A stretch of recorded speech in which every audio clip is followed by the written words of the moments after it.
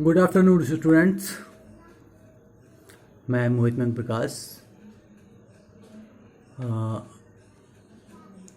आप सभी का वेलकम करता हूं और आज फिर हम टीचिंग ऑफ बायोलॉजिकल साइंस को पढ़ेंगे।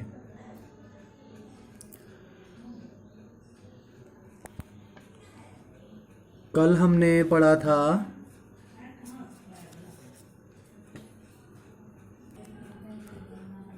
एडवांटेज ऑफ इंफॉर्मेशन टेक्नोलॉजी को पढ़ा था। तो उसके हमने 4 पॉइंट्स पढ़ लिए थे, 2 पॉइंट्स बचे हैं। आज हम उन 2 पॉइंट्स को देखते हैं कि उन 2 पॉइंट्सों में क्या क्या है। फिर हम आगे चलेंगे, इसके बारे में हम पावर पॉइंट को पढ़ेंगे। पावर पॉइंट का यूज़ हम कैसे करते हैं और पावर पॉइंट का यूज़ हम कहाँ कहाँ करते हैं। तो देखते हैं पहले कि विशिष्ट बालकों की शिक्षा, एजुकेशन फॉर स्पेशल चिल्ड्रंस। विशिष्ट बालकों को या स्पेशल चिल्ड्रंस को एजुकेशन प्रदान करना कठिन कार्य है, क्योंकि ये बालक सामान्य बालकों से बिल्कुल भिन्न होते हैं, विशेषकर अधिगम, सीखने, लर्निंग की दृष्टि से। लेकिन आईसीटी के बढ़े हुए प्रयोग ने इन बालकों की शिक्षा एवं प्रशिक्षण प्रक्रिया कुछ हद तक सरल हो गई है और प्रभावशाली भी। मूक एवं बधिर बालकों, तो मूक एवं बधिर बालक कौन से हैं आप जानते होंगे, नहीं चलो फिर भी हम बताते हैं। मूक जो बोल नहीं सकते और बधिर जो सुन नहीं सकते, वे बालकों के लिए वीडियो कॉन्फ्रेंसिंग एक अच्छा तरीका है।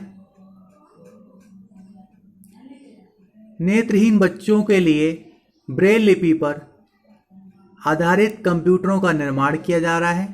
इसी प्रकार इनके लिए सॉफ्टवेयरों द्वारा भी इनकी आवश्यकताओं को पूरा किया जा रहा है।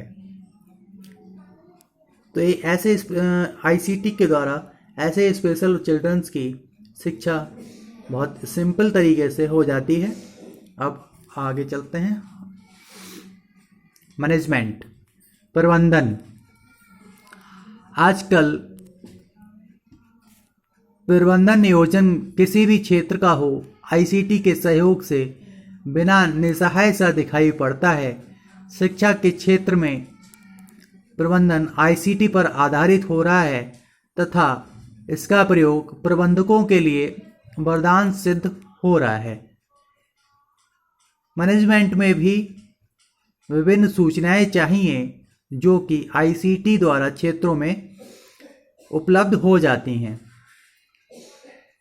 जिसके परिणाम स्वरूप प्रबंधन का कार्य अधिक प्रभावशाली रूप से चलाने में सहायता मिलती है। स्कूलों में प्रवेश संबंधी सूचनाएं, पाठ्यक्रम संबंधी सूचनाएं, शोध कार्य, रिसर्च वर्क संबंधी सूचनाएं तथा अध्यापकों के वेतन यानी टीचर सैलरी आदि संबंधी सूचनाएं आईसीटी के माध्यम से कुछ ही क्षणों में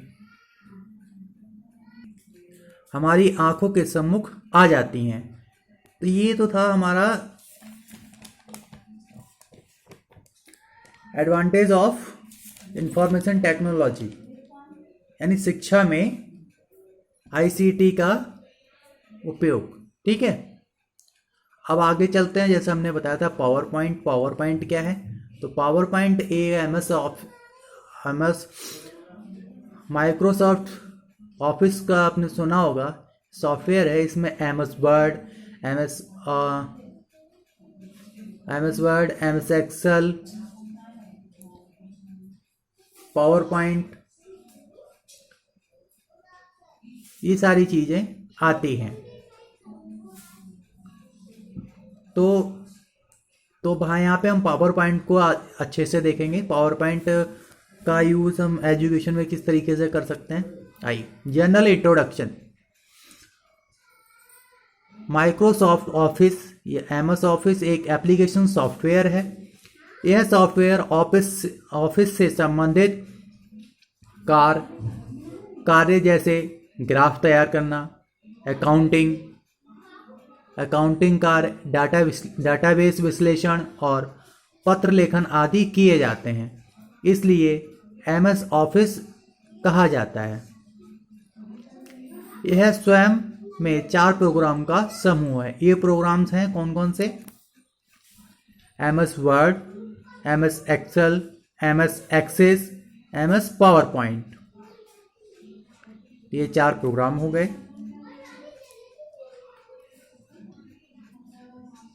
MS ऑफिस के सभी प्रोग्राम्स मूल रूप से अलग अलग प्रकार के कार्यों को करने के लिए हैं, किंतु इन सब की कार्य प्रणाली में समानता है, अलगाव नहीं है। अर्थात एक प्रोग्राम पर कार्य करने के पश्चात दूसरा प्रोग्राम सीखना स्वतः सरल हो जाता है।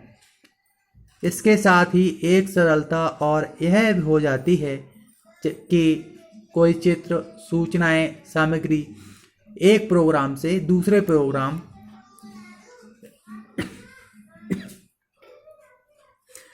प्रोग्राम में ले जाना सरल हो जाता है। यही कारण है कि इनमें प्रत्येक प्रकार के मिश्रित कार्य का कंप्यूटरीकरण किया जा सकता है। यहाँ कंप्यूटर सहायक विधि के अंतर्गत पावर पॉइंट के कार्यों को निम्नलिखित रूप से स्पष्ट किया जा सकता है। तो यहाँ पे पावर पॉइंट का मीनिंग मतलब आपको समझ में आया। अब उसके हम फंक्शन पे आते हैं। Functions of power point. Power point Microsoft Office का एक प्रोग्राम है। इसका प्रयोग विभिन्न प्रकार से किया जाता है। इसका प्रयोग व्यापार में, शिक्षा के क्षेत्र में और राजकीय कर्मचारियों द्वारा किया जाता है। वे इसके माध्यम से स्लाइड शो का प्रदर्शन करते हैं। प्रस्तुतिकरण को प्रभावी बनाने के लिए पावर पॉइंट का प्रयोग किया जा सकता है और प्रत्यक्ष रूप से ध्यान आकर्षित किया जा सकता है। इसमें ग्राफ, चित्र आदि का प्रदर्शन किया जा सकता है अथवा श्रोताओं का ध्यान मुख्य बिंदुओं की ओर खींचा जा सकता है।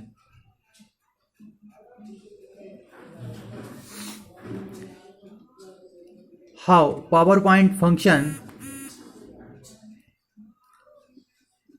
यानी पावर पॉइंट कैसे काम करता है। यद्यपि पावर पॉइंट में प्रदत्त आउटपुट पूर्ण रूप से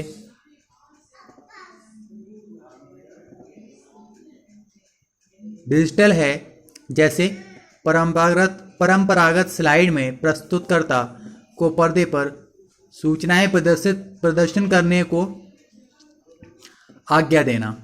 स्लाइड्स में शब्द, छाया, इमेज, ग्राफ्स और मूवी भी रहती हैं। इनका संगठन एक बिंदु से दूसरे बिंदु तक जाने के लिए किया जा सकता है और इसका प्रयोग सही समय पर सही सूचना प्रदर्शित करने के लिए किया जा सकता है। PowerPoint as an outline.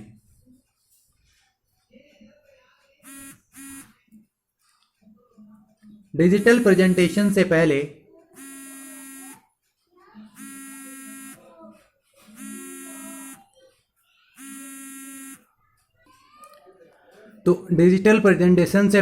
प्रस्तुतकर्ता के लिए यह सामान्य था। वह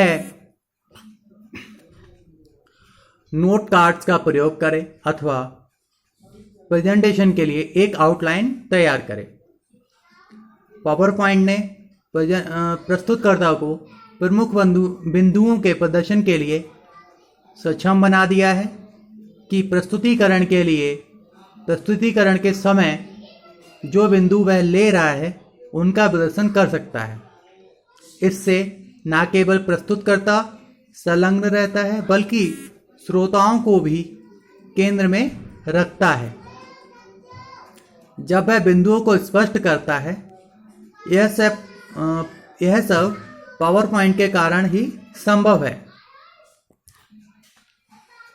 इंटीग्रेशन मल्टीमीडिया यानी मल्टीमीडिया का एकीकरण। पावर पॉइंट प्रयोगकर्ता को इमेजेस, पिक्चर्स, ग्राफ और मूवी को अपने प्रेजेंटेशन में सम्मिलित करने के लिए प्रेरित करता है। यदि प्रस्तुतकर्ता किसी कंपनी के लाभों का प्रेजेंटेशन कर रहा है तो प्रस्तुतकर्ता